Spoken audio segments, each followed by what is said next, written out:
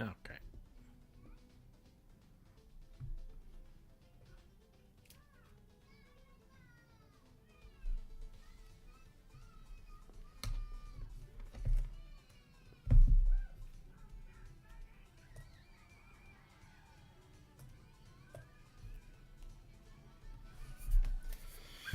Okie dokie. Was that fun?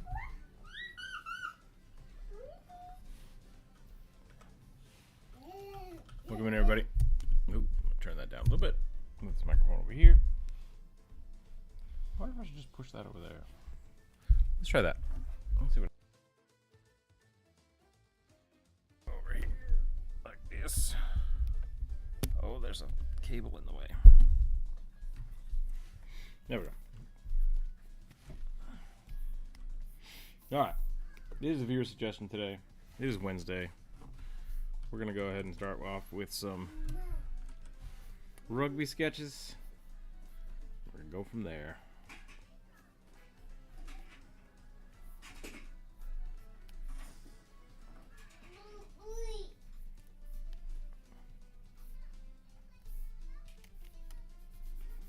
It's going to be a weird one. It's going to be a weird rugby day. I can feel it. I can feel the weird rugbies creeping out.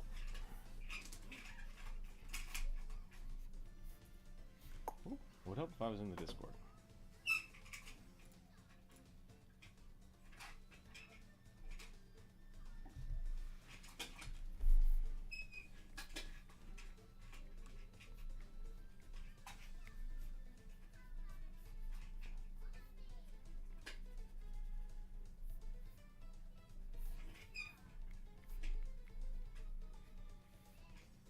Try a squirt bead today.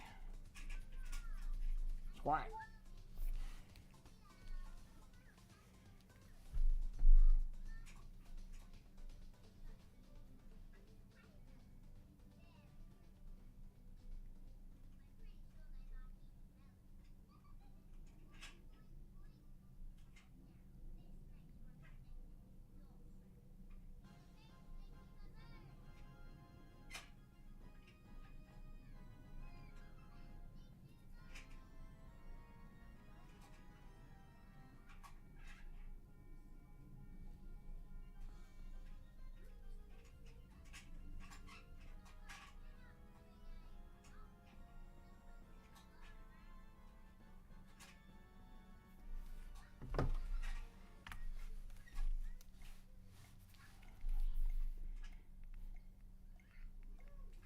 Chunky rugby today.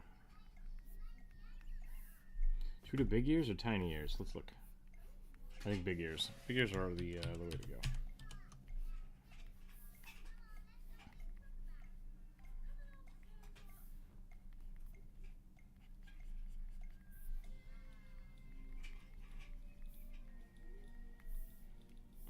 That's a pretty silly one. The tinier your mouth, the better.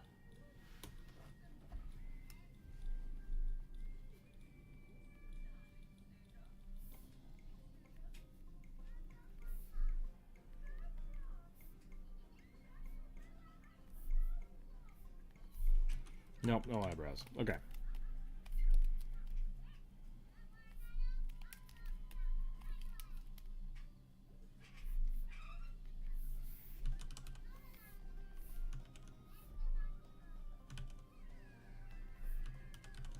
I think that's fine.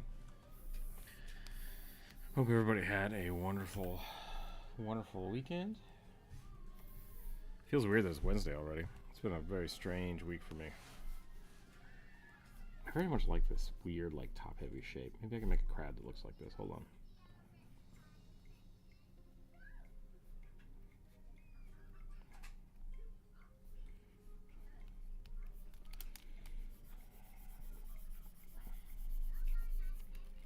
Jonas just knocked the crab out of the park when he made his, and I can't replicate it. So I'm gonna have to, like, figure it out, or just hire Jonas to make more crabs.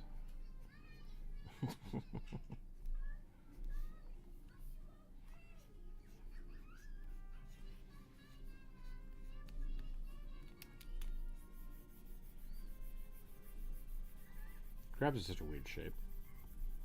They're just strange. Ooh, you know what? I don't know if I edited the video right. Hold on a second. I think we might have adorned this up. Let me check this real quick. Yeah, hold on. Let me turn off ads. Sorry about that. And then I think the thumbnail is the same one from last week. It is. Let me change that real quick.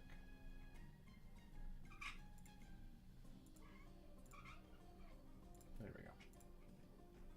Save. Okay. Okay, let's think about this. I'm gonna have a lot more fun sketching characters than I do crabs. Maybe we should start trying to figure out different enemies that aren't crabs. Maybe that would help.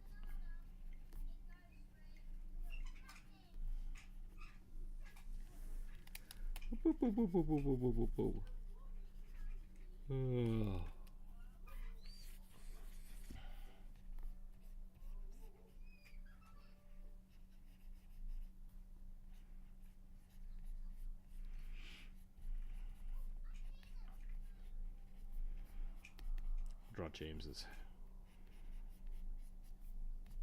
little Hollow Knight character real quick. So I said I would do it last week and I just forgot.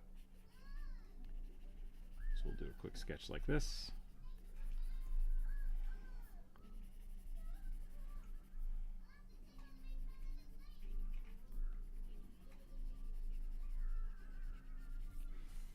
The movie is surprisingly loud today.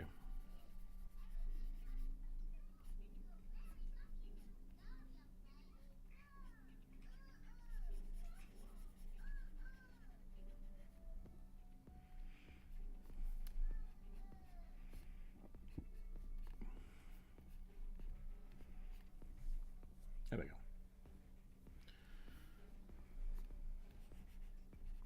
Anybody have fun plans for the weekend? Or the week? I said weekend. I have a D&D game tonight, which I'm looking forward to. The party gets to bump into a green demon. We'll see how they handle that. They've not had the best of luck with dealing with demons in the past, so I don't know if that's a them problem or a me problem, but we'll see. We'll see how it goes. It's kind of fun to figure that stuff out.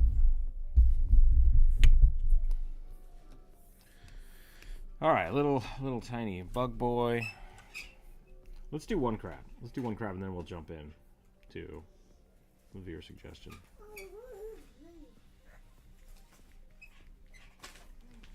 I need to make sure these guys are boxy.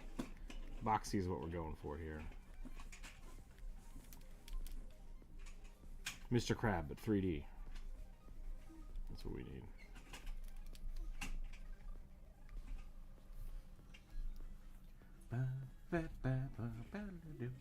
That's gonna get me demonetized real fast.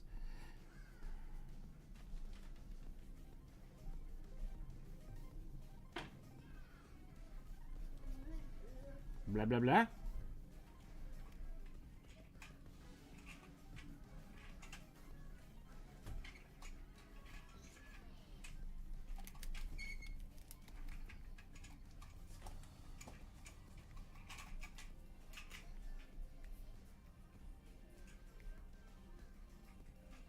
What do you think? Claws up, claws down. Both look good.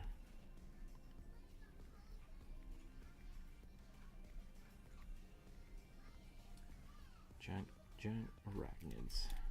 Crabs aren't arachnids. Crabs are something else.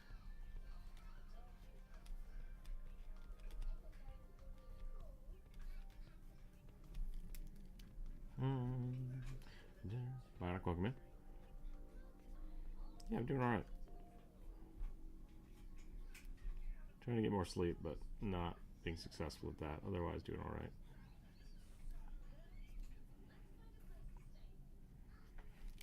Is it funnier to have the teeth on the bottom or the top?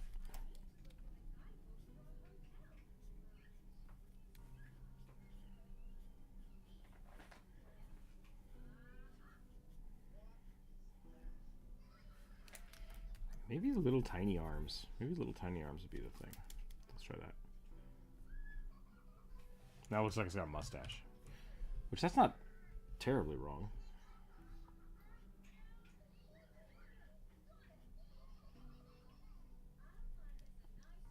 Peachy peaches.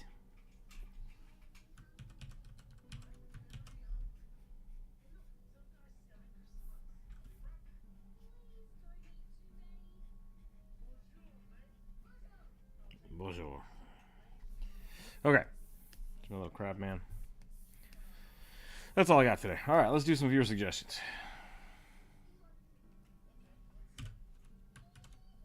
It looks like a loaf of bread that got squished.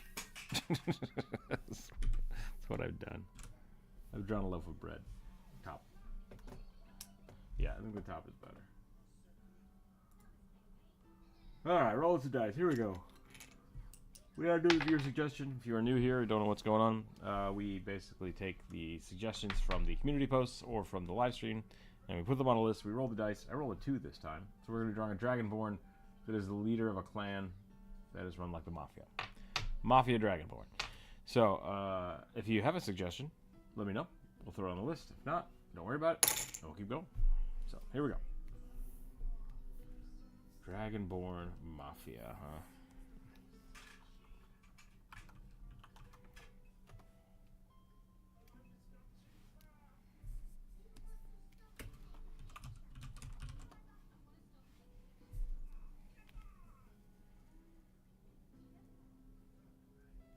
Mustache?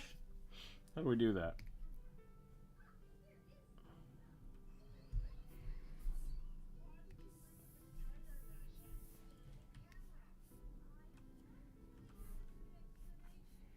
I think we're gonna go kind of bulky.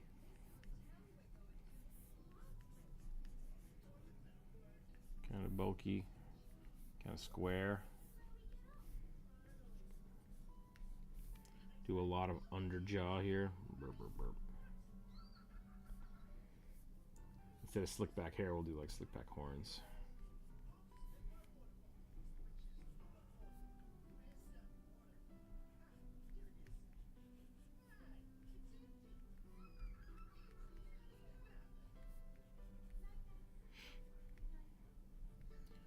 Justin, welcome in. That is constant. Yeah. I'm really close to making the I keep saying it's been like 3 weeks. So I keep getting bumped off by stuff. But we're working on a tower defense type game. I think it might be moving more towards just a tower defense inspired. Actually don't know what you would call it. Like what's the survive by or bonk? What's the mega bonk? What's that genre called? Is it just called survive by? I don't know what you would call that. Lots of things attacking you, right? Like wave-based combat, but I want to do it with multiplayer and towers. So instead of like wandering around the map, you have to defend. So wave-based defense game.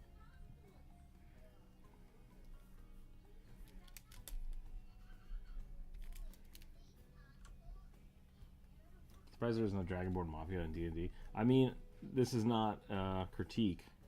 I have been commissioned and asked to draw it many times, so it is apparently a common theme that people want to use. So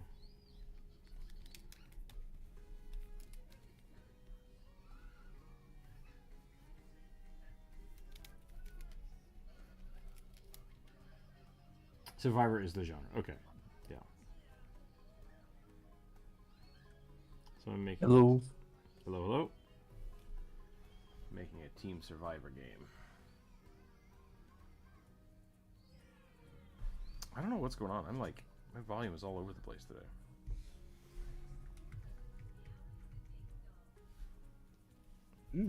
You sound fine to me. Maybe my ears are just pissed off. Which happens. I'm sitting funny. Let's sit up straight. Let's drink some water.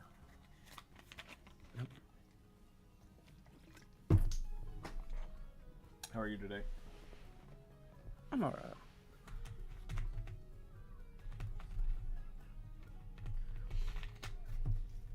I have the avarice demon fight today. Oh. And I'm worried that Kevin the Necromancer is gonna do his Try to fight it? Kevin the Necromancer thing. And just stand from afar and shoot it with fireballs for an hour. We'll see what happens. Does he have fireball at this level? No, but I'm just like, he will find the most cheesy way to do things if he can. So If you allow him to. if I allow him, yeah. I wonder how long it's going to take him to realize that he can't kill this thing. That's the question.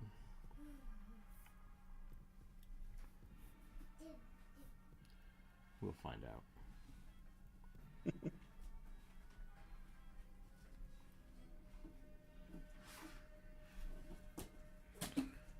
Oh, yeah? Kid, the amount of weirdness that you just discover is baffling.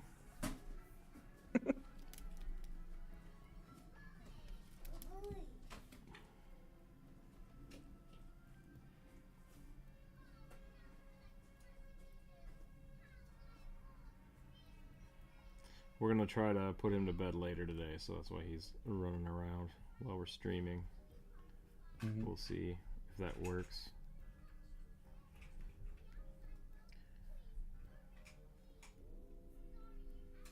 If you can wear him down. Yeah. Yesterday he stayed up until about 1 o'clock, and then he was just falling all over the place, so...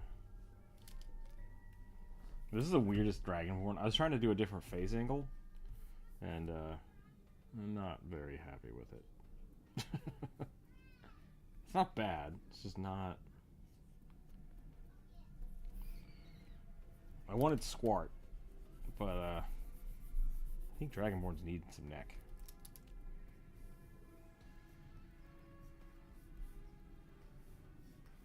I don't know. I've seen some Dragonborn with pretty thick, short necks. Hit me with some chunky dragons. I don't know if you would particularly like them, but hang on.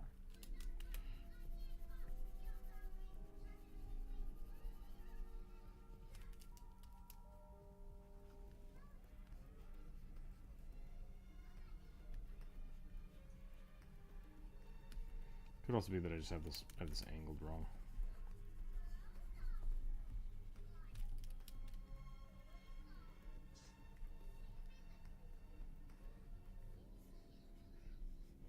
That's better. I think that's better. I kind of want to do... I'm going to do something weird. Everyone hang tight. Here we go. Adventure time.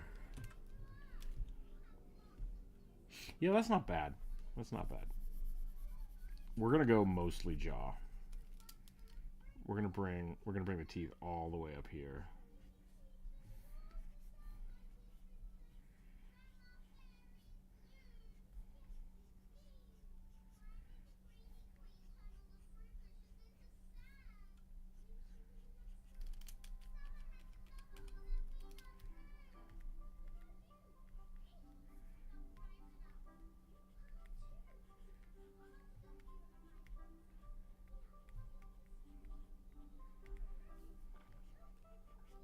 We'll go very World of Warcraft here.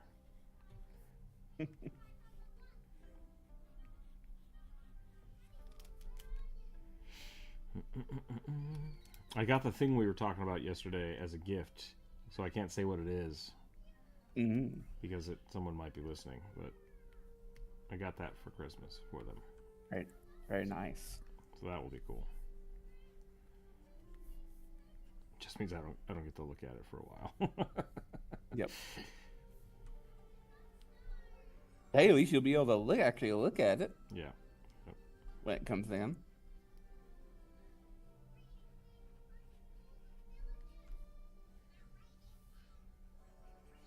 Okay, that's pretty good.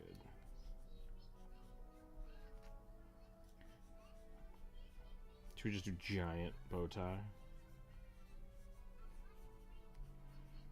How big does a bow tie have to be in comparison to your face? Is it based on...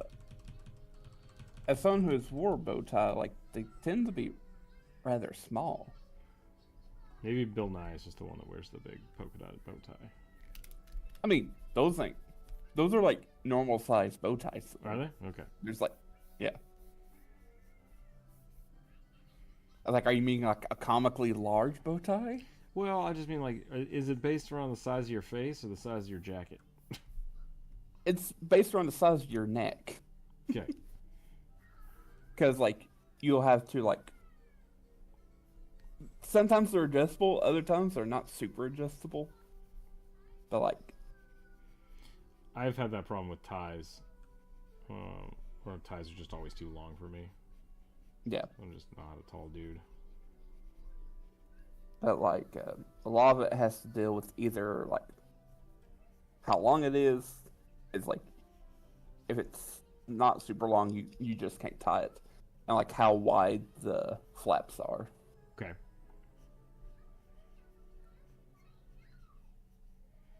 I think I've only ever had, like, when I was really little, I had, like, a clip-on bow tie.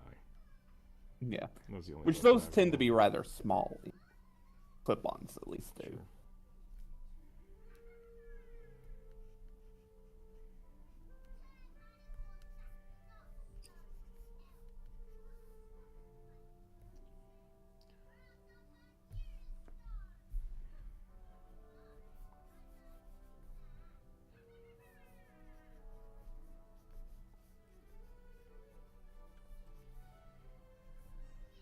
James Bond dragon. Hmm? James Bond dragon. Ah. Shaken, not stirred. Only an idiot would shake a martini.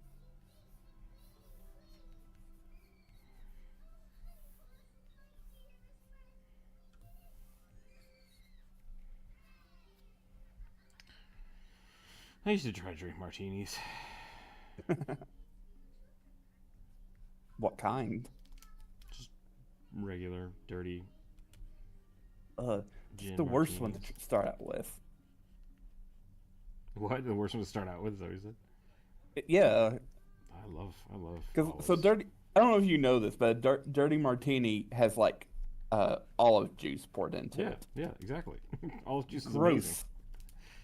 Nastiness. Yeah. People who like them are freaks. I'll say. I mean, gin is not good. First off, dirty martinis aren't even made with gin; they're made with vodka Well, there you go. most of the time. Maybe that was my problem. I made mine with gin.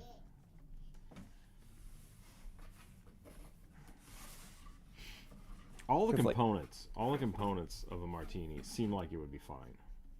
Mhm. Even though, like, I'm a hold on a second. Can you do low star for the lapel? I don't know what that means. I have no idea what that means.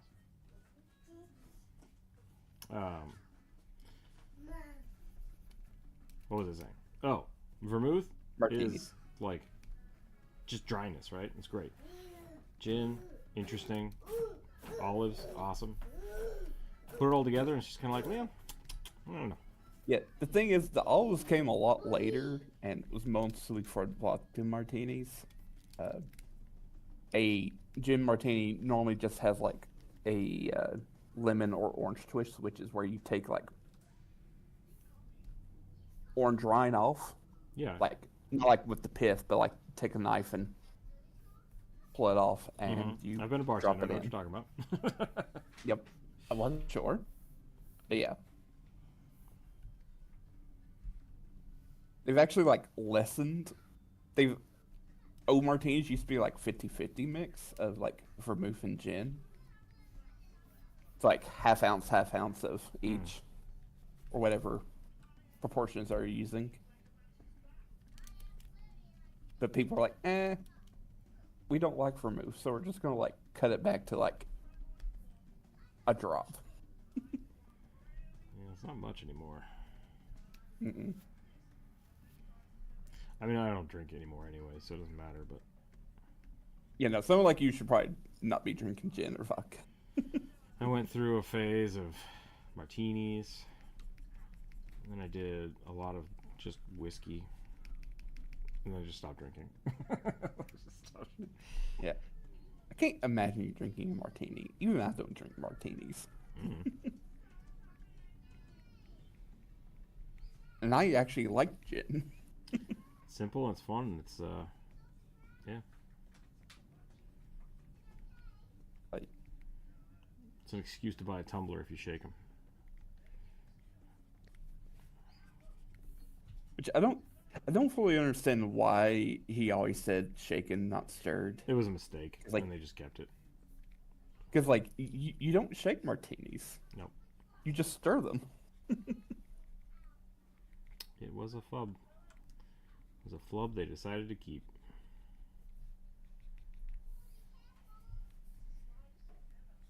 Now everyone in the world's trying to make it like fit. I was like, oh well, it's used to. He does it to like throw people off, and I was like, it was a flub.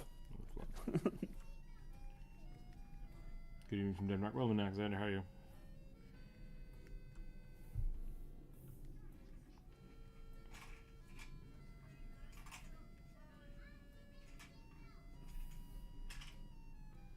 Okay, I think that's about it. Could probably draw this rose a little better. Let's draw some more rose petals here. I feel like he needs a scar. All mobsters need a scar.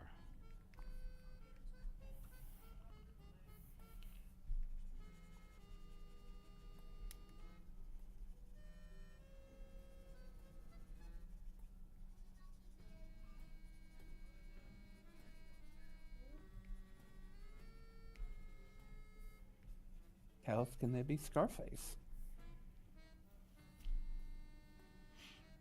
It's because the line sounded cool. Yeah. Yep.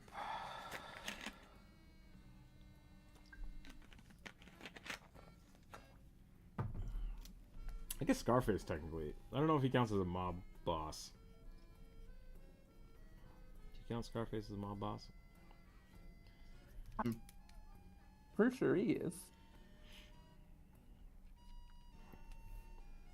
He's a drug dealer, though. So we're mobsters.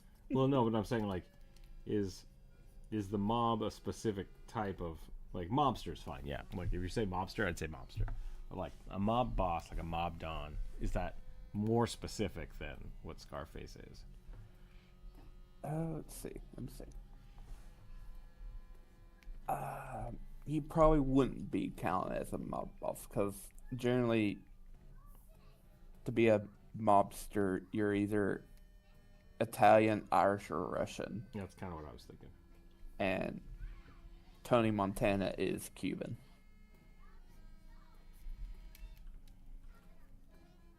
He's definitely a gangster, Yeah. but maybe not exactly a mob boss. Probably more aligned to something to like a cartel.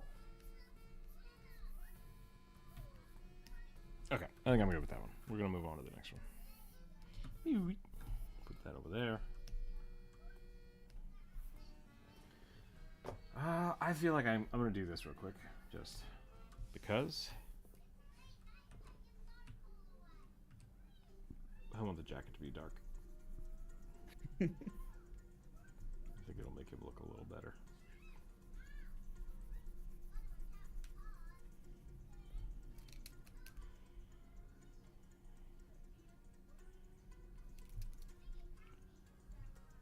Physicist, welcome in.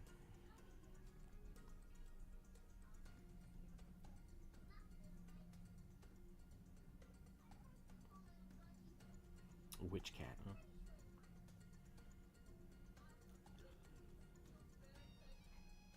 So 2 more episodes of the Mighty Nine came out this morning. Nice. I'm gonna wait until they're all out and then I'll probably just binge watch them on a weekend. Are they all 40 minutes long? Yeah, they're well, not 40 minutes. They're all like almost 48 minutes. Which they actually talk about how like Vox Machina is like 40 minutes, and they added like additional 8 minutes. It's like, Oh, which apparently is a big Vox deal. Machina felt very short to me every episode. That's weird. I'll watch that again. Could have been wrong. You're talking about PFP? It's my OC. Can you make it a D&D character? I don't know what that means. Like, so you have to describe it. The general rule of thumb is one sentence describing your character, including race and class. It's for the thing. I usually don't do fan art, so since it's yours, that's kind of a gray area. But if you make it fit the criteria, you're good to go. Whoops! I did not mean to duplicate that layer. Merge down. Okay, moving on. Here we go. My nose.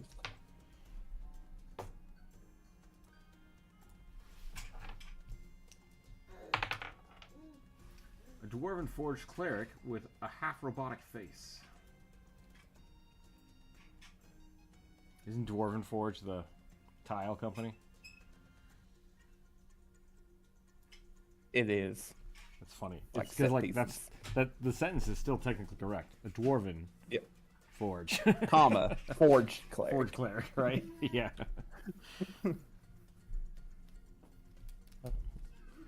Commas are important, people. I love. I don't know if those are puns. I love the memes that are like commas are important, and then they should like have two different sentences with different commas in the different places. I like that. Well, I like that kind of humor. I think it's just jokes.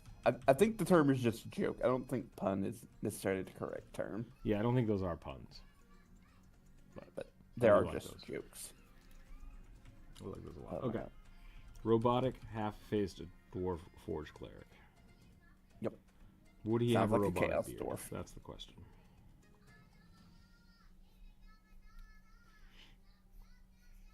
I tried really hard last night to draw just a bunch of faces in my sketchbook, Mm-hmm. and I struggled very hard. Faces are hard.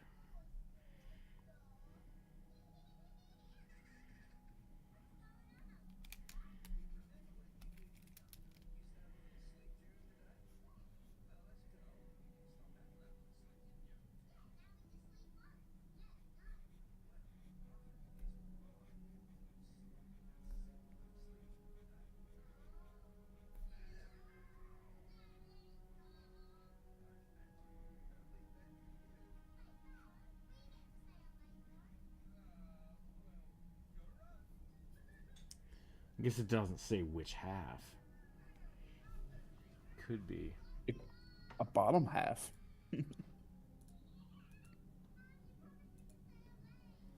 Just actually, yeah, we can just do like a robo jaw. It has like big brass beard. Let's do it.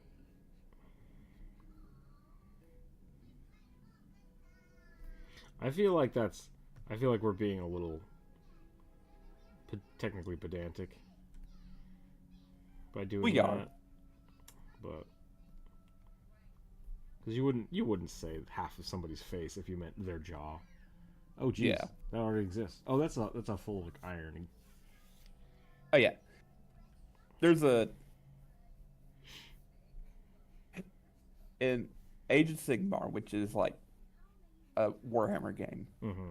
There are these dwarves called the Cryogen Overlords, Okay. and they're very like techie. I hesitate to call them like steampunky, but like they're very like tech heavy dwarves, like Magitech. Sure.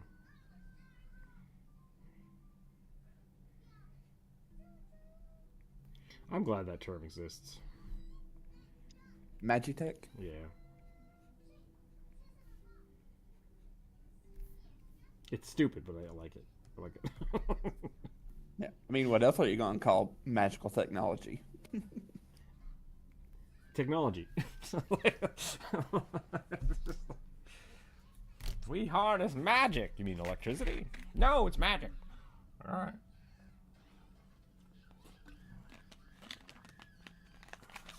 See, the thing is, it's a little weird because one of the YouTube channels I watch called Esoterica, and they talk about things like magic, like in a academic sense. and the professor, Dr. Sledge, he refers to. He says when we're looking back on it, we should not refer to it as necessarily as magic, but more of technology, that's what it was for the ancient people who were using it. Like Yeah. this isn't superstition. This is like a technology for them. Yeah, I think especially going back, like when you look at like medieval alchemists and stuff, a lot of them were just making like rudimentary chemicals. Like that's it. It's like that's not magic at all. It's just Yeah, and they themselves would argue that no, we're not doing magic. We're doing alchemy. Totally different. right. And so like the magic component of it just comes from people not being not understanding, fully understanding, right? Like Yeah. any technology for well enough advanced is indistinguishable from magic, and I think that's more related to like how people perceive it. And so yeah, But like, there was this like concerted effort from like the 90s. Yeah, about from the 90s on to like sort of like so like post enlightenment people viewed alchemy as like pseudoscience. sure. But like from the 90s on, people were like, no, it's not that. It's proto-chemistry. It's proto-science. Like, they were doing smart things, but with the wrong ideas. Yeah. Like, Yeah. they had the wrong worldview for it. Because they were working with ancient Greek ideas. Like, what they did was correct. They created gunpowder. Yeah. And they created solutions that could, like, allow you to dissolve gold and reconstitute it. Yeah, I think protochemistry is a cool way to look at it. I think that's a good way to describe it. Because I do think. But also, don't try their concoctions. They use way too much mercury. It will kill you. Yeah, the other side of that though, like I think a reason that a lot of it is like portrayed as alchemy as a magical thing than anything else is because while yes, there were a lot of people that found fundamental principles of chemistry, there were a lot of just batshit crazy people doing weird shit. Like, oh yeah, and like I was watching videos because he also talks about alchemy because that was like what his it may have been his master's or doctorate thesis was alchemy. Okay. And he talks about how like, truly like medieval alchemy from like in the 1200s is very much kind of the craziness that we often think about alchemy. Sure. But like by the Renaissance, a lot of it is like thrown out the window, and like they've like totally given up any like alchemist worth his salt gave up on the idea of like turning lead into silver or gold. It's like we can't do it. It theoretically should be possible, but we do not have methods to do it, so we're just going to abandon it. We're going to focus on other things. Like when was the conservation of mass like accepted?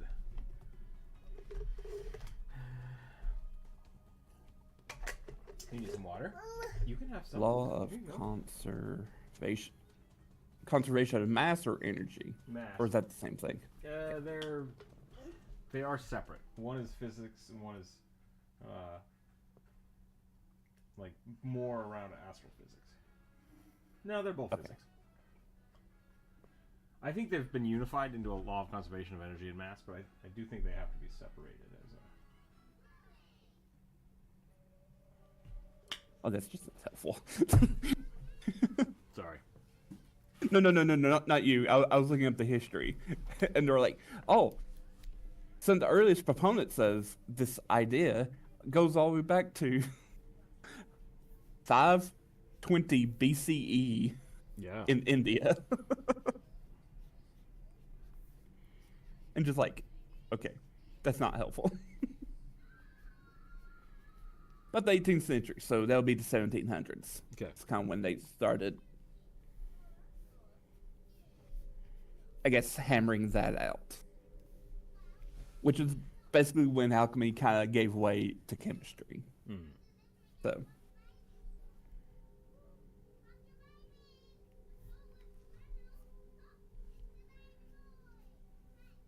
Yeah, like, there were like alchemy shift from like trying to turn base metals into gold or silver into things like how to extract more gold out of the raw its raw stuff, how to extract silver more, which honestly that also would mean making more black powder to help with mining. Right. But also like different solutions that allowed you to extract them. Yeah, I mean, like what you get copper and I think gold too. You use acid to like burn away the impurities before you do anything else with it. Yeah, Like, yeah, that's all. 'cause Alchemy. they like concocted this solution.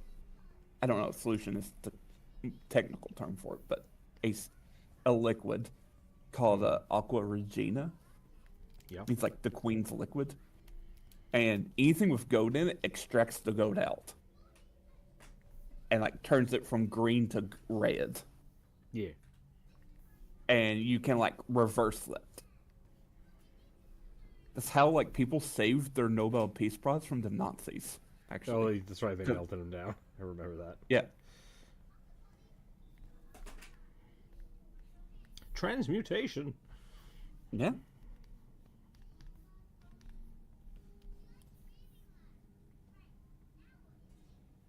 And a lot of it all goes back to ancient Egypt, where Egyptian smiths and like craftsmen were using Electroplating. chemistry to like tinge metals, gold and silver, so they would like make like fake gold. Like it's not like electroplating, but like they were able to like take copper or lead, apply it through some heat method and some chemicals, and turn it into something that looks like gold. Interesting. And they would use that for like creating statues and everything. Like fake, like glass making kind of started there as like making fake gems.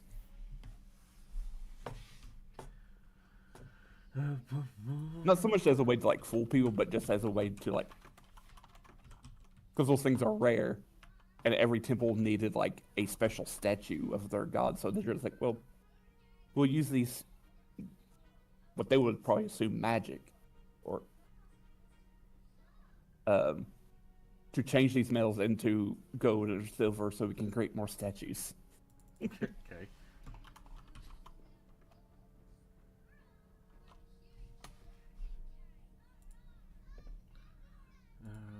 Still have a collection of books about alchemy and other likewise subjects. Yeah, I love like old weird magic and alchemy texts. They're just fun to look at. Yeah. They don't always do anything or mean anything, but Mm-hmm.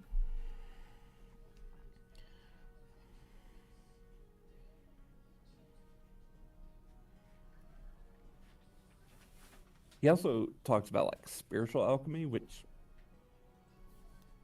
wasn't a thing in Europe, but was like a thing in like Egypt and like Arabia, India, China. And what do you mean? Can you define what that means? so like people like during like the 60s on just before the 90s when they start changing that, like revisiting the history. Actually a little bit before that. But during like the Romantic period, so like the 1800s, people started looking into old alchemy and kind of thinking, oh, like these idiots, they weren't trying to do chemistry or whatever or magic. They were trying to purify themselves to be more perfect Oh, and godlike. So all these pictures are all symbolic and metaphor and allegory and about the process of becoming great, like a perfect person.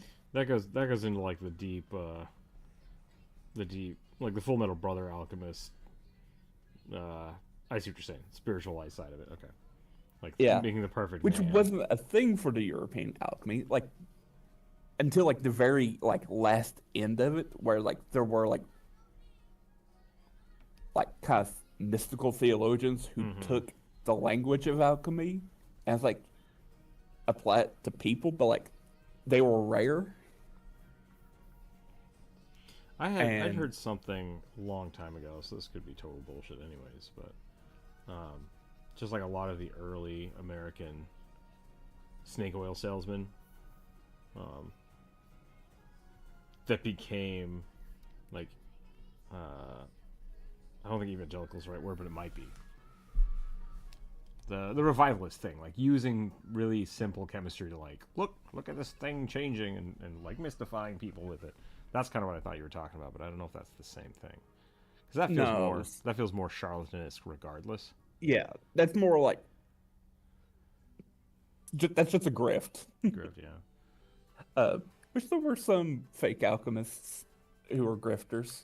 Yeah, I mean, because a lot of it, like, so growing up super Catholic, I constantly fought with the idea of like, you said Moses did magic, so magic is real, and then people would just kind of like break their brains around like trying to separate biblical miracles from what that would mean in a real world scenario. Yeah. And I feel like alchemy historically they didn't think of it as magic. So. Right. Yeah. It's just like, there is a difference between a miracle and magic. I'm like, but he turned a even for staff like into a snake. That's transmutation. Or he trained a snake to stand real stiff, like one of the two. Yeah. But then when Pharaoh did it, his magicians were evil. It's like, I think someone just had trained snakes. But yeah, like one of the early ways of like Greeks and Romans tried to disparage like the Jesus movement was to call Jesus a magician. Okay. But you would think, oh, these people are doing magic. Why is him doing magic so bad? And it's because the word they used, magia, is like sorcery, which is like bad magic. Yeah. Like they're both either tricks of the mind or like he's doing something that he shouldn't be doing.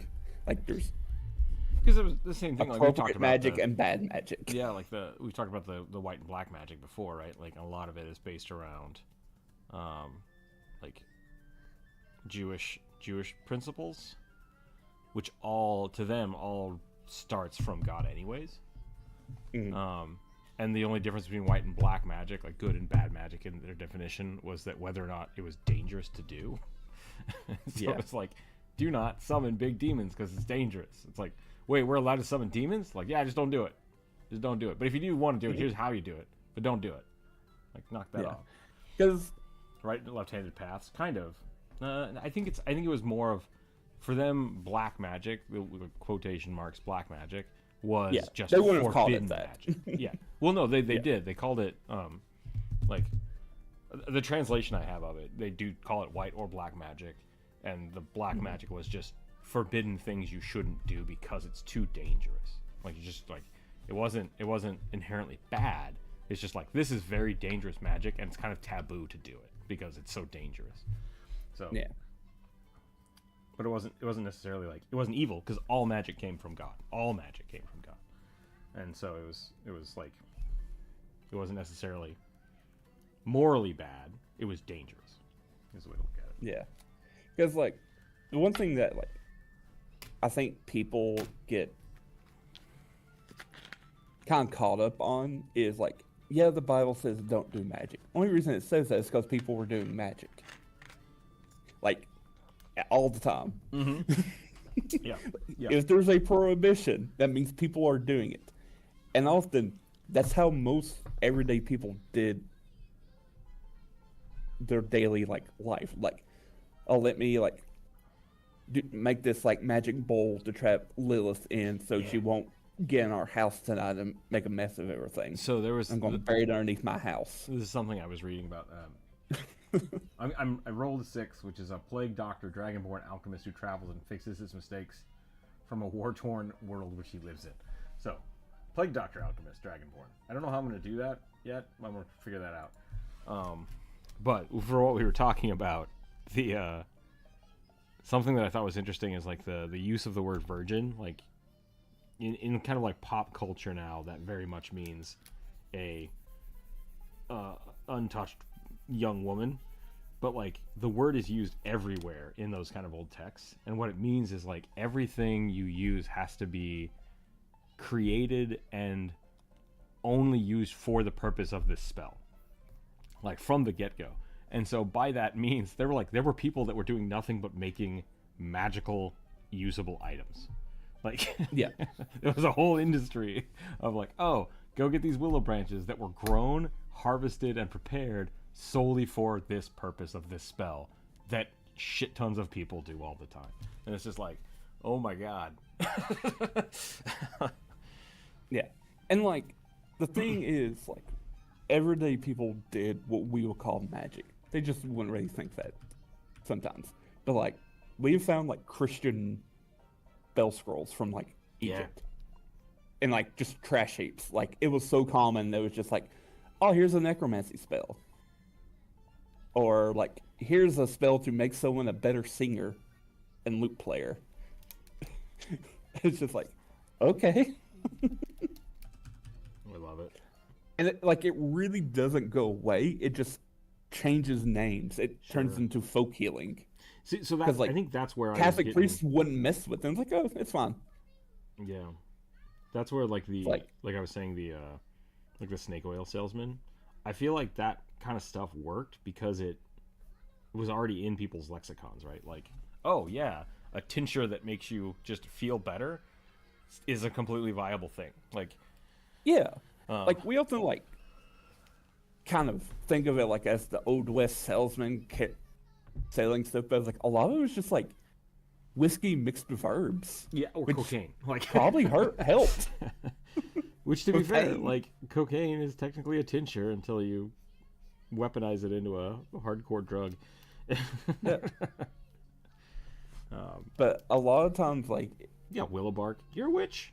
She made my pain go away. She's a witch. It's like, wait, what? Because one particular alchemist who is so famous that he made his way into anime, in several animes. He's just known as Paracelsus, but his full name is like Philippos Areolus Theophrastus Bombastus von Hohenheim. Oh, okay. And yeah, Ed and Al's dad is named after him, von Hohenheim. And like he's in a few other anime and shows and games, and like he was a real person. He was a doctor and alchemist. He got kicked out of medical school because he burned the textbook because he said it was horseshit. Did he try to make a homunculus? No. Dang. I don't know if he believed you could. But one of the radical things they did was he would like travel around and talk to village people. It's like, hey, how do y'all treat this stuff? Gotcha. Yeah. And like they would take them to the elderly old man or elderly old woman who's like known all this stuff, and it's like, oh. And it worked a lot of times. It was just like trial and error over centuries and down to them. Yeah. And so he recorded a lot of it. And like he sort of spurred on like the new movement of alchemy. I didn't realize those were the same person. That's interesting. Yeah. Paracelsus and von Hohenheim, same person. Paracelsus was just like a nickname. Gotcha. I mean, and he was also kind of just there's a chemistry book with his name on, like a famous chemistry book for that. Yeah. He is the father of toxicology. Yeah. Okay, that's what I. Like he is a like legit doctor. To be fair, he's also the most famous alchemist in history. Yeah, there you go. Yeah, and he was famously super full of himself, an asshole, and wrote a lot.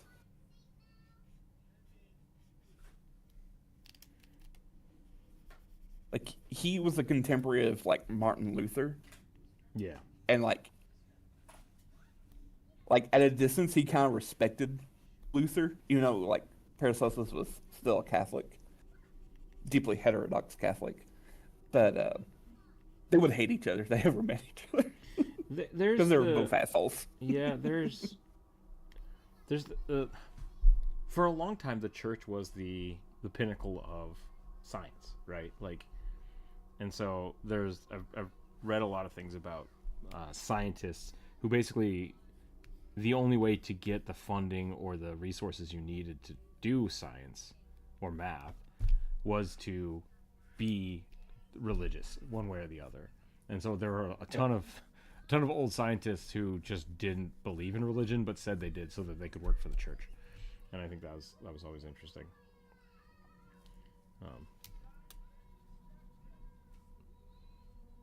I'm sad that like has a lot of changed. people like think like, oh, the church like hated Galileo, and it's like for like believing that like we, what was it like Galileo was not a everything good revolved Christian. around the sun. It's like they didn't hate him for that. Yeah, no. They hate him. He denied other things. He's like, oh, this stuff ain't real. Like that's why he was under house arrest. It wasn't because of his science. It was because he denied other things. Yeah. He was a heretic.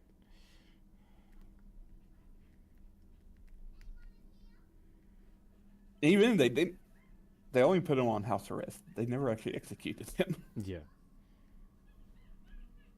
Uh-oh. Aggie just crashed. 1 second.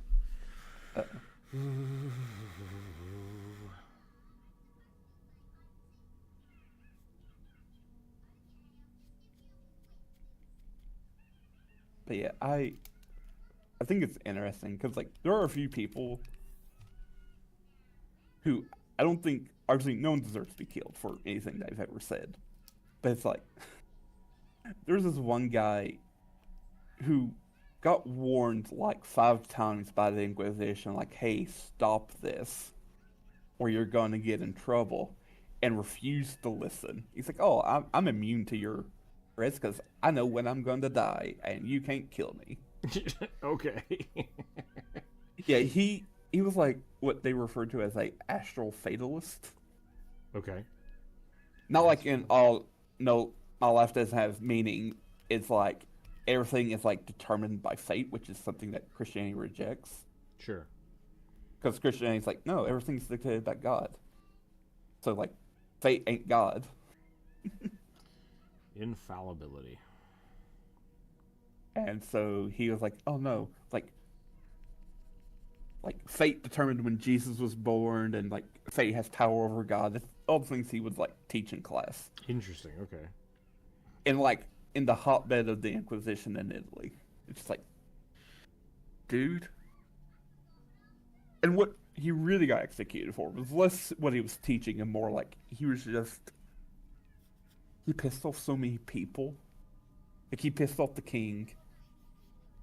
He pissed off the church and just like made so many enemies that they're like, you know what? We're just gonna do like say you believe all the stuff, which you probably did, and just have you be done. we're just we're all sick of your shit, Kyle. Really, it was kind of down to that. His name was Checo Discoli, and I was like, dear Lord, these people, this guy is just an idiot. Can he not read the room? Yeah. Is he so full of himself that he's just like, nah, I'm good? I mean, he was a professor, so who knows? Yep. Like a Wicked professor bird. of like astrology, which was like an accepted like course curriculum in medieval universities. Well, that's why, yeah. It makes sense that he's... Look, for them, like it's still science. Like it doesn't even stop becoming a science until like probably the 1900s, to be honest. Yeah.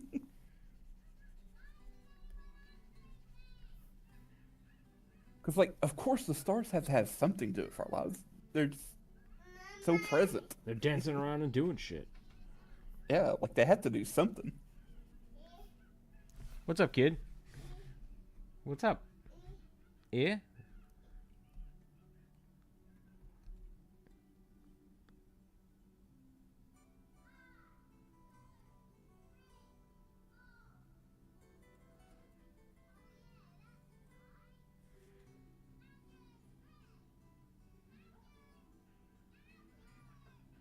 Yeah, if people are really interested, like check out like Esoterica.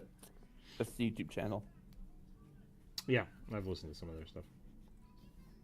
Probably because I sent it to you. Probably. It's like, Rick will probably enjoy this. What's going on, kid? What time is it here? 11:50. Just about time for lunch.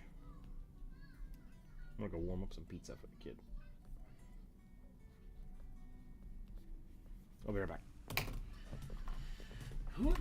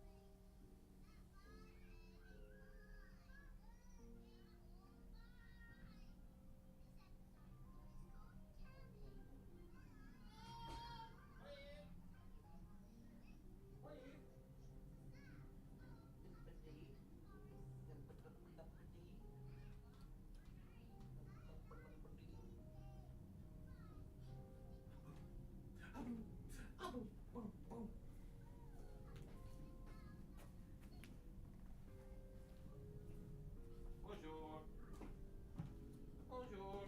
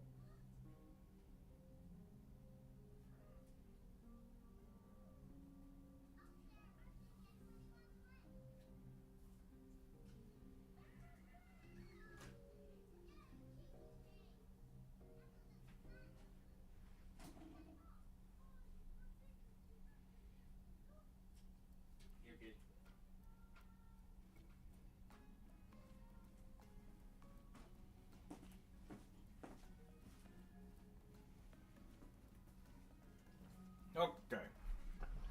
We're back.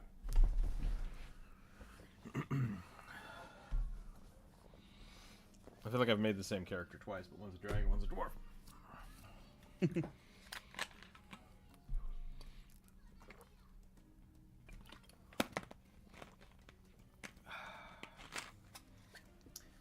Avarice demon. Gotta figure out what to do about this avarice demon.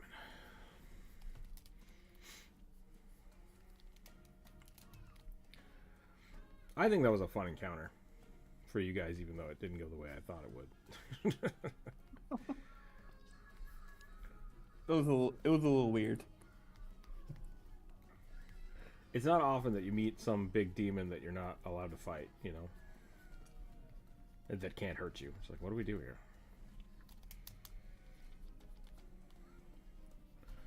I don't know what to do. Honestly, I think Kevin the Necromancer is just gonna walk away. Just be like, nope.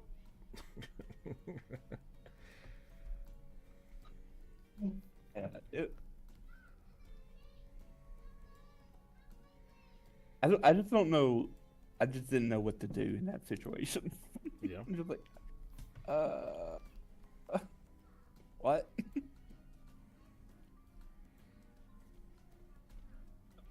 It's like a genie. Congratulations, you found a genie, but all the wishes require you to sacrifice orphans. No thank you?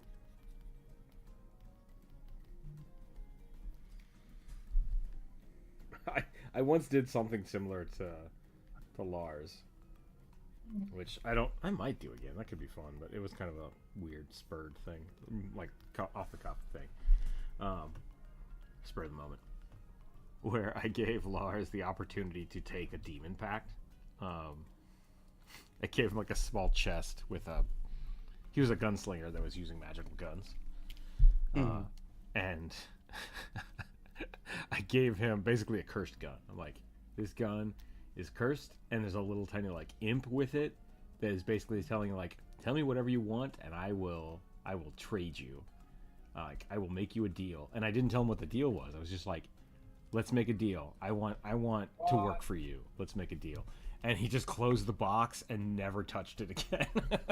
And I was like, you have a wish spell sitting in a box. And I haven't told you what the consequences are. It's just sitting there, and he never touched it, and eventually that campaign stopped playing. It drove me crazy. So I was like, this is your hook. This is the hook that makes your character do cool shit. And he wouldn't entertain the idea. Wow. To be honest, I'm nervous about that stuff, but I was like, how do I not allow my nervousness of taking that stuff not to affect the character from making that, taking that plunge? That's a great question. That's a great question, because like I've had friends that are very disconnected from their characters, and they're just like, yeah, I don't know, I'll chop off my arm, and it's just like, what? And it's like, so there's definitely other sides of that, right? It's just like, how connected to your character are you in relation to the overall vibe of what's going on.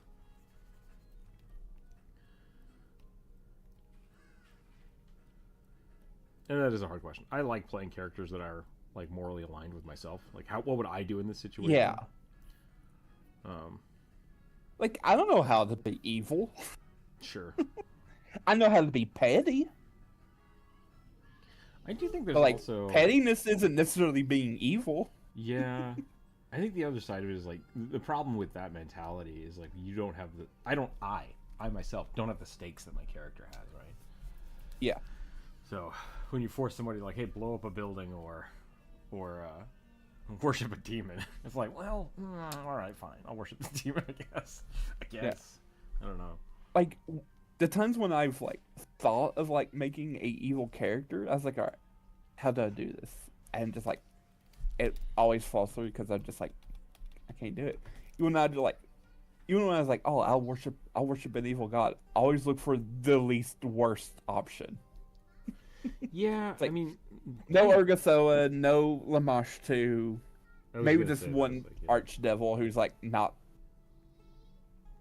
totally god awful.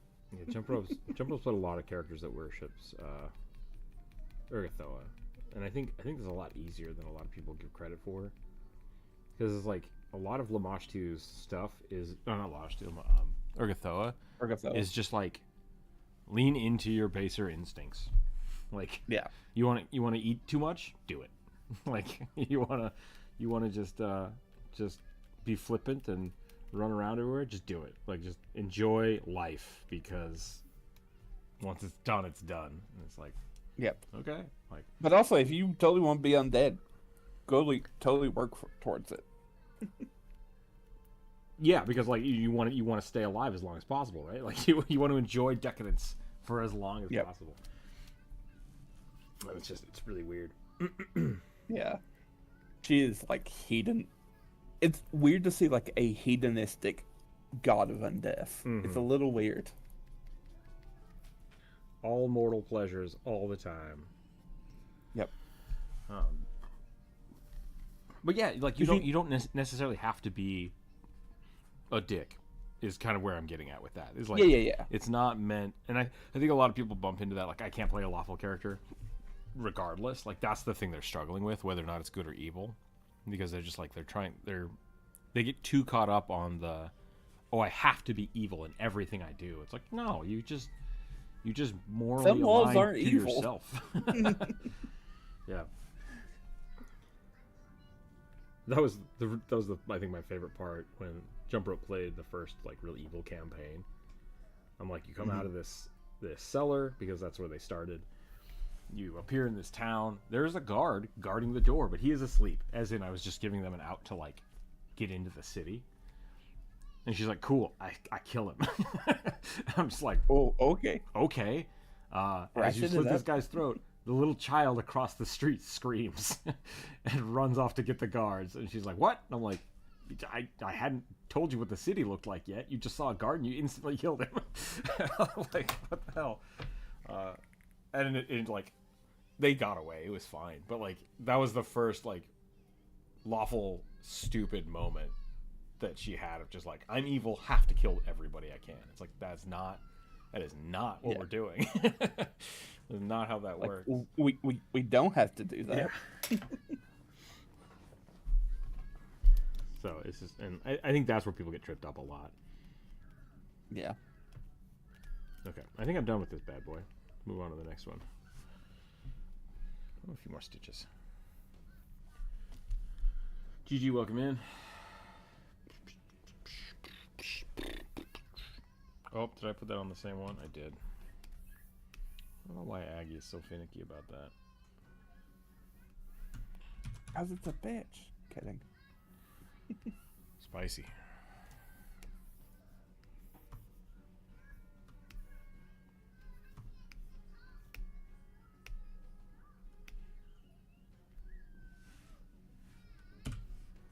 Okay. Wait, did I just... Hold on a second. Did I already roll? No, that was it. Yeah, the last number I heard you roll was 6. Yeah, that was the one I just did. A big burly scarred Cerberus Doberman barbarian dude. Okay. 3 heads. 3 heads. Technically one character. Technically one character. Drawing 3 Dobermans is going to be a pain, though. Maybe not. And then turning that into a person is also going to be a pain. Something like this. Doing a lot of busts today. Oops. Put it on the right layer.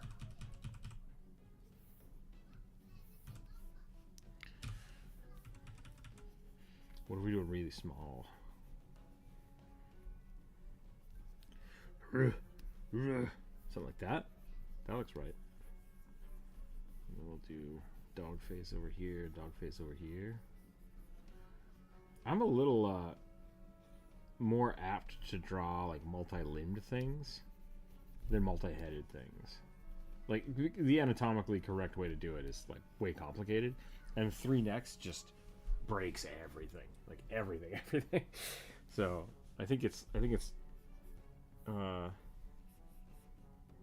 I've seen some two-headed cows in my time. Those exist. Yep. But I don't know. I don't know how I They feel just about. They just need a super wide buff body. That's what I'm saying. Like it gets for 3 heads, you would just need. Like I think you'd still only have 1 rib cage, but it would be wildly deformed. Womp womp. Yeah. Do you think the ancient peoples of the world were concerned about your anatomically correctness? No. No, they didn't give a shit. Like, They did not give 2 shits. But they also didn't make Cerberus a 3-headed man dog. no, they made him a 3-headed dog with a bunch of snakes coming off him. I always forget about the snakes. Yep, most people do. I always forget about the snakes.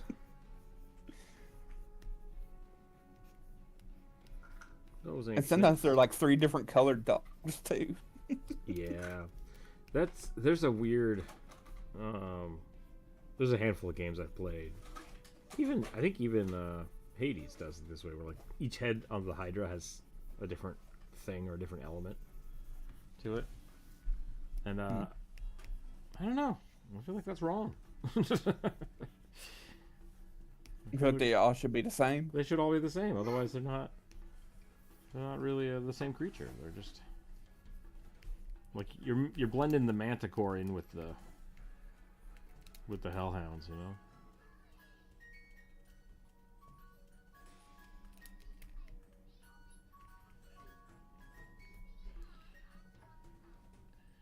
Do Dobermans have their ears docked, or do they just have naturally pointy ears? They're normally docked. Boo! Do you say woo or boo? I said boo. Oh.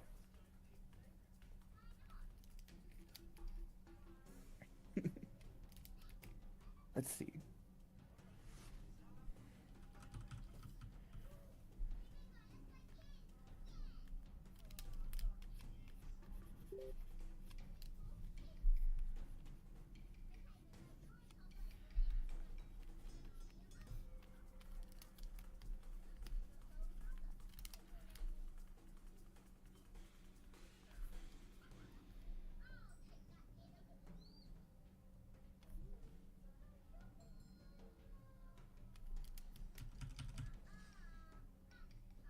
Going back to like evil characters or Sure.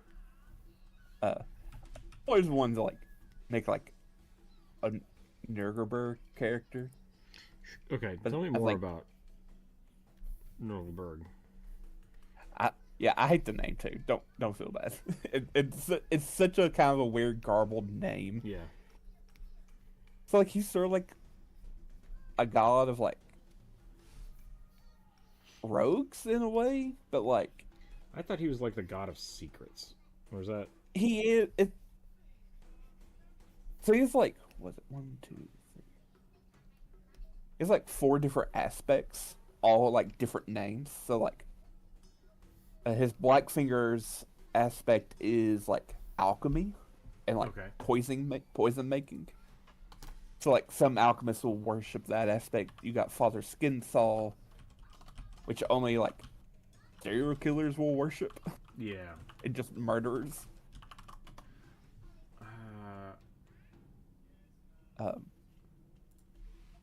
There's like the Grey Master, which is about like just thieves. And then there's like sort of his most neutral aspect is the Reaper of Reputation, which is just like learning secrets. I think so. We're talking about Norgorber, right? Uh-huh. Norgorber. Uh-huh. Norgorber.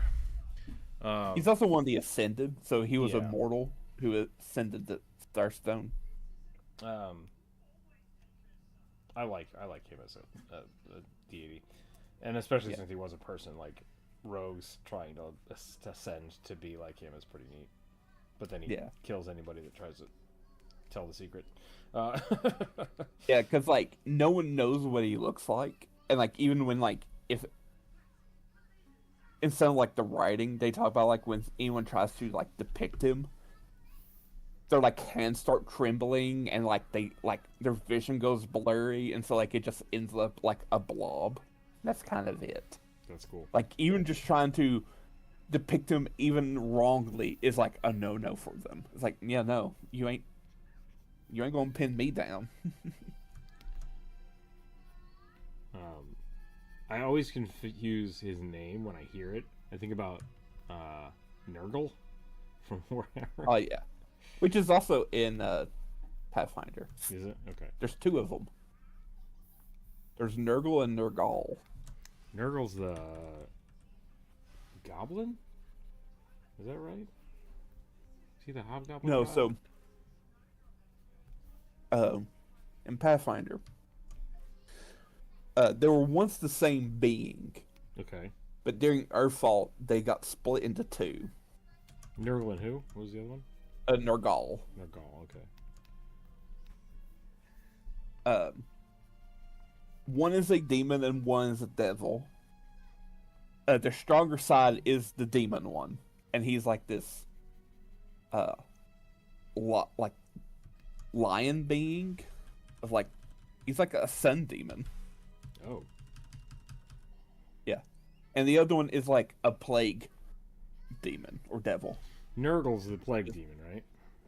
Yeah.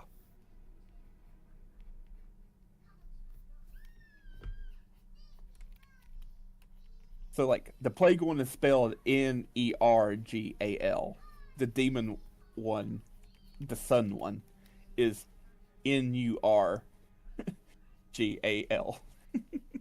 Oh, Nurgle and Nurgle. Okay. Yep. So the demon's like called the Shining Scourge. He's like demon lord of deserts, senseless warfare in the sun.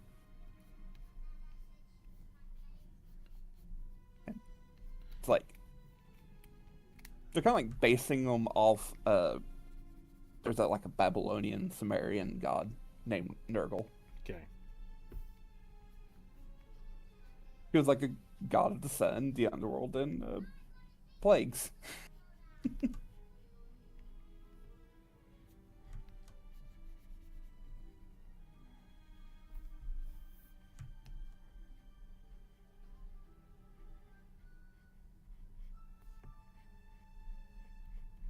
But one reason I like Nurgle is like all the different like versions of him wear different masks, and so like his different fathers will wear like a mask like that. Most famous are like the skin saw murderers. Yeah, who I like was gonna say make them out of skin. But like Black Fingers is like a glass mask, like made of like smoky black material. I like that one. That was fun. Ooh, maybe that's who we send Druid down the path of. That'd be fun.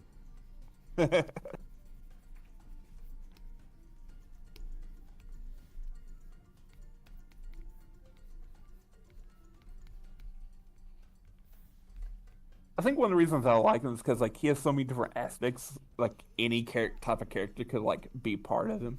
Mm-hmm. I really dig the Game of Thrones did a character like that. The many-faced god becomes the faceless god, and it's like even through the books they talk about like no one's really sure if all of the gods are the same god, or if there are different gods and they're fighting each other, or if everybody's wrong and there's some other entity just kind of fucking with the world. And I like that aspect of it.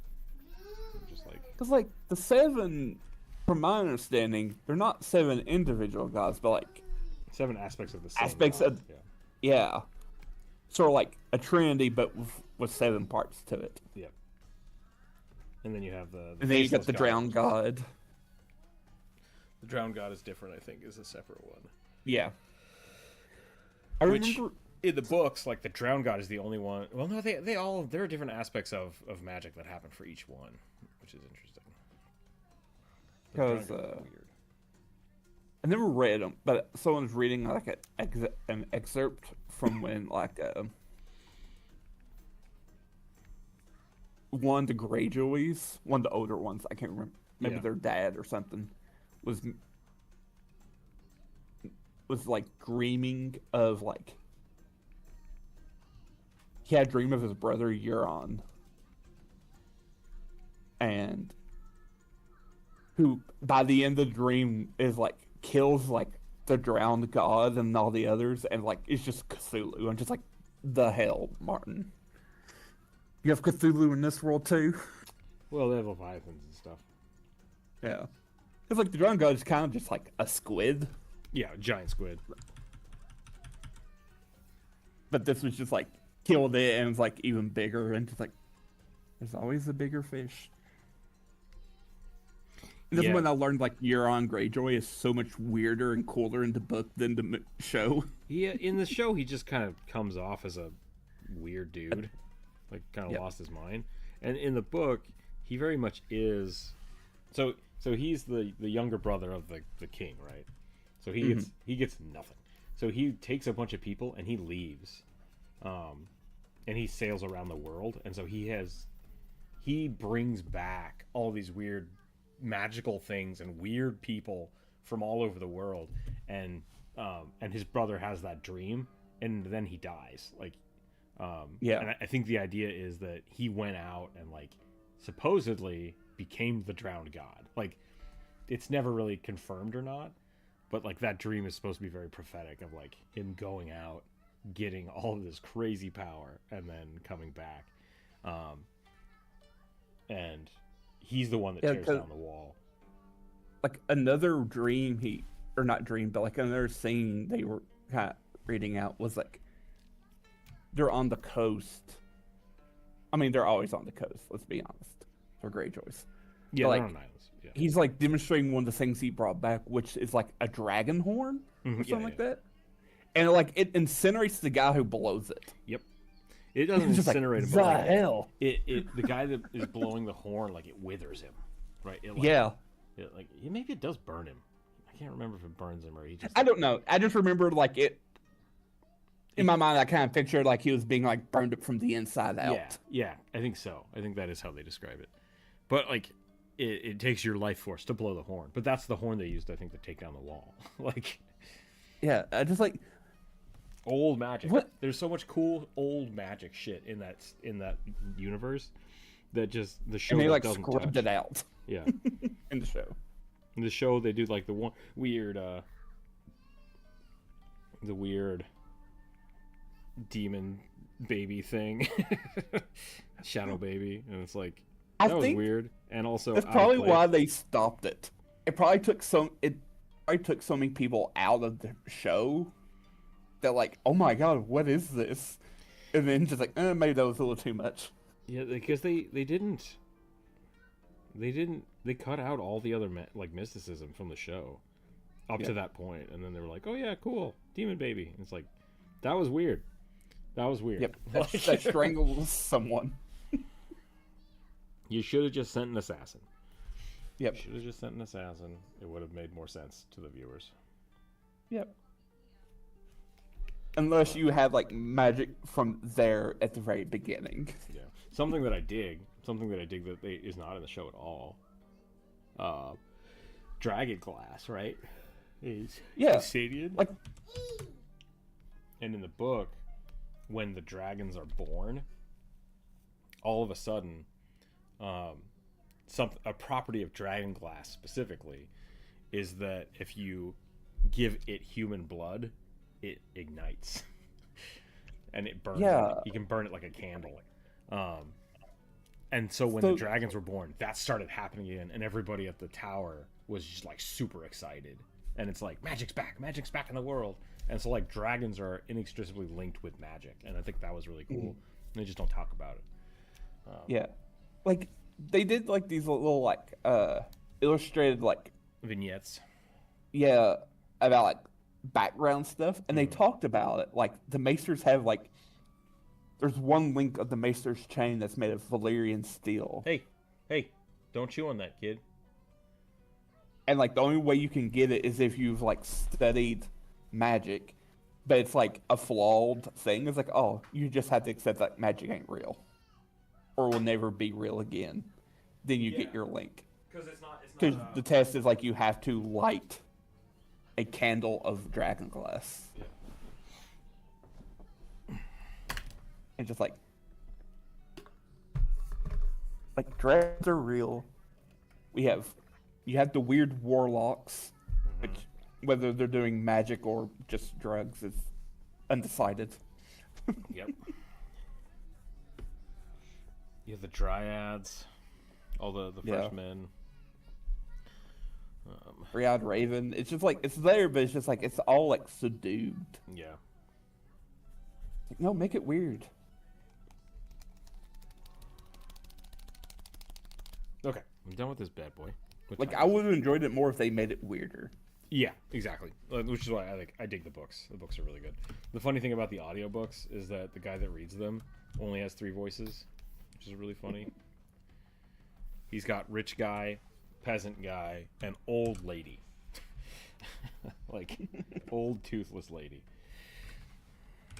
Old crow. Let's say old crow. Those are the 3 voices he has. Nope. No? Kid, you cannot just come up here and start grabbing shit off my desk. Stop it. You got the pig? You want the pig? No. Okay.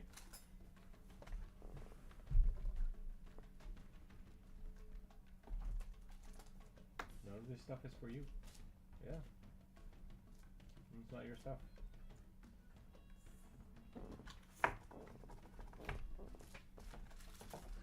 Whoa.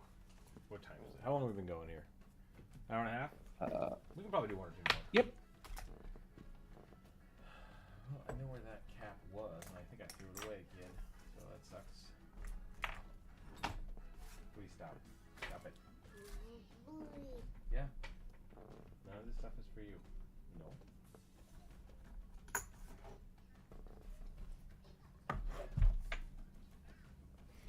Alright. Rolling some dice. We're almost out of space. I'll try to do 1 more here. Don't have a 5, don't have a 6. 3. Lavacon? I don't know what that means. Creature from the Revenge of the Savage Planet. Scribe Wizard.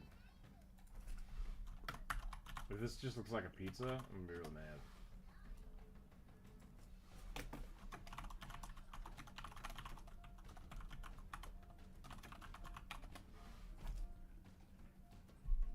Lavacon is a slightly...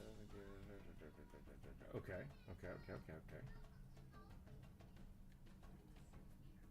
Lavacon Revenge is a slightly misremembering of the game title Revenge of the Savage Planet. Thank you, AI. That is not... You got exactly what I was talking about, but you lost your goddamn mind.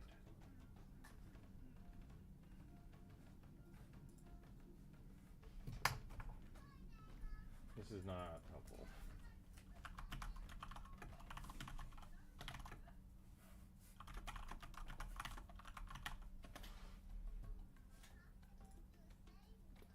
It's a tiny dragon.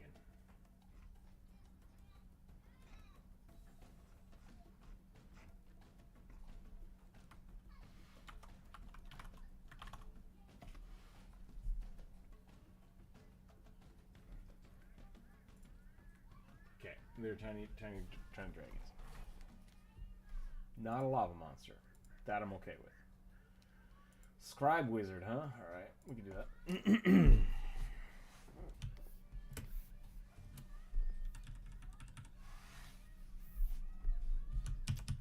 Whoop! Redo.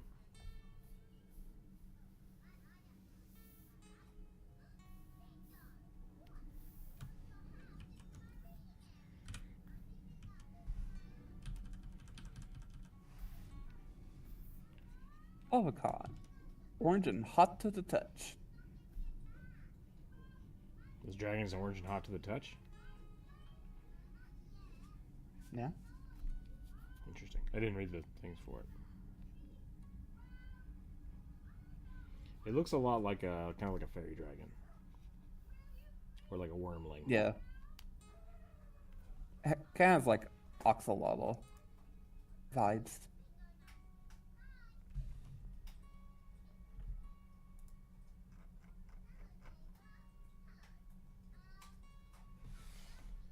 Oh God! Come on, kid. chew on that. Thank you. I might have to go here soon.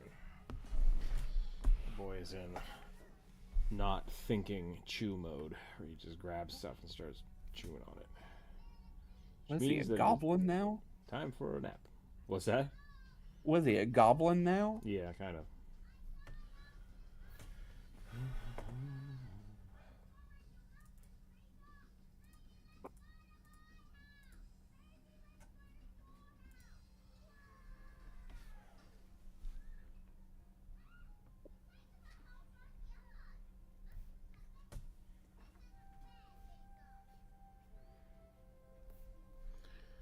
Gotta give it a hat.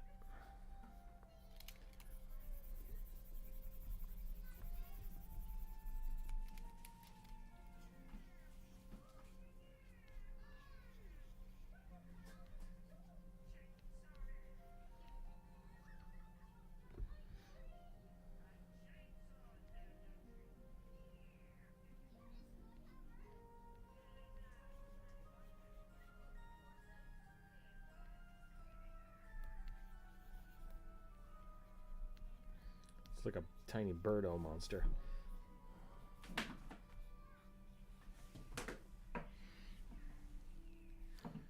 Yeah.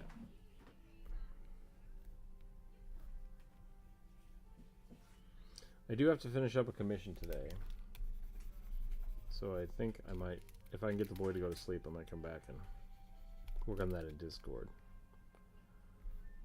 Fortunately, the boy has been batshit bananas on how long it takes him to take a nap. So, could be 20 minutes, could be 3 hours, we do not know.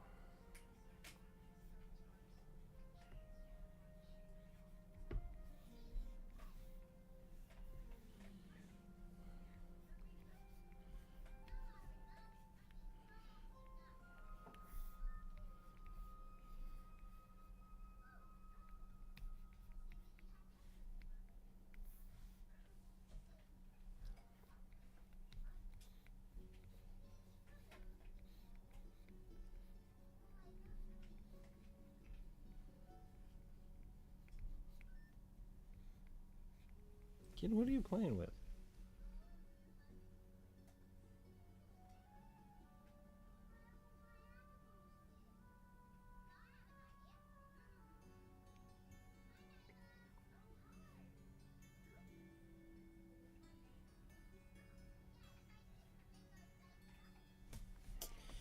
Ugh, all right.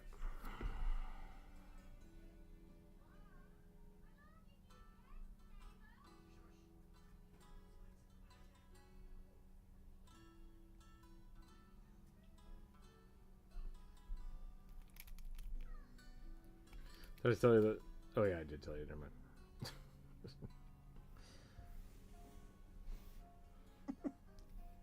Sorry, I was reading more about the Greyjoys. Apparently, there's another brother named Victarion. I don't remember what happened to Tyrion. Did he die? Not Tyrion, but Victarion. Oh. Victarion or whatever. He's just never mentioned in the show. He's like the commander of the Iron Fleet. Yeah. And he like wears a squid helmet. As you do. Yep.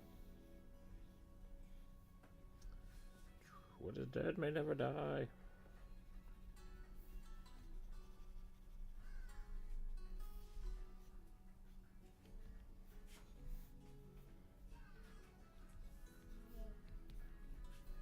I think they do that scene in the show. I can't remember. It's like they literally drowned you. They drowned you, and if you don't come back to life, too bad.